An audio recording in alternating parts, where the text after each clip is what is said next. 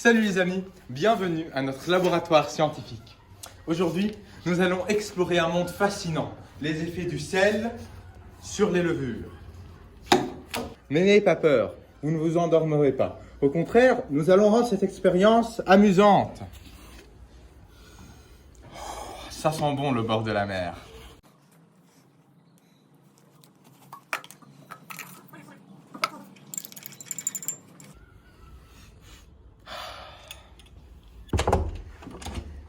Monsieur, qu'est-ce qui sont les levures? Calme-toi. Les levures sont des champignons unicellulaires. Ils sont ni plantes ni animaux. Ils sont capables de se multiplier très rapidement dans des conditions désirables. Quelles sont les conditions désirables? Calme-toi. Pour proliférer, ils ont besoin de différents minéraux, des sucres et du dioxygène. Dans ces conditions, ils peuvent se multiplier ou même doubler leur population dans que 100 minutes. Est-ce qu'ils peuvent survivre dans l'eau de la mer? Calme-toi. Pourquoi es-tu intéressé par cela? Le changement climatique augmente le niveau de salinité dans les mers. Calme-toi. D'accord.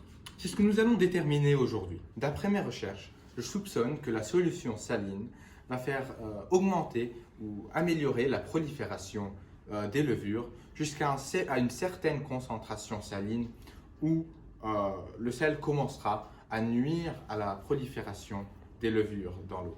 Comment est-ce qu'on va faire cette expérience? Nous allons suivre le protocole suivant.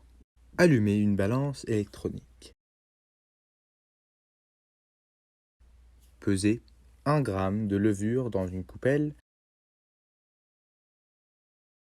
et verser dans un Erlenmeyer de 500 ml.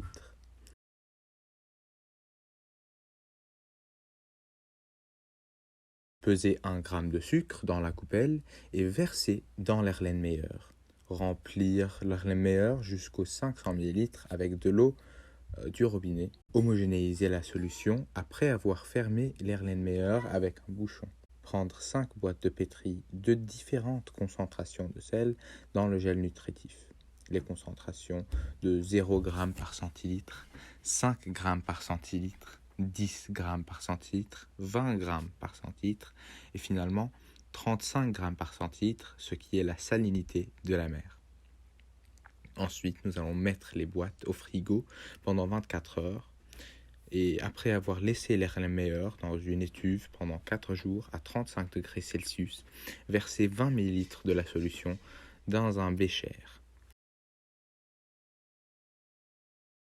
Utilisez une pipette et prélevez 2 ml de la solution. Versez 3 gouttes de la solution dans chacune des boîtes de pétri et utilisez un râteau pour disperser la solution. Utilisez du paraffine pour fermer les boîtes et leur placer à l'envers dans l'étuve pendant 3 jours. Observez, puis prendrez des photos et notez les résultats.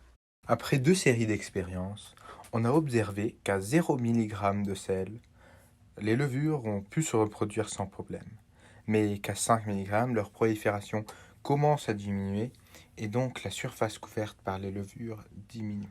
En conclusion, à partir de nos expériences, c'est impossible de savoir si entre 0 mg et 5 mg de sel, il aide à la prolifération des levures. Mais d'après nos recherches, c'est possible. Alors notre hypothèse est quasi correcte.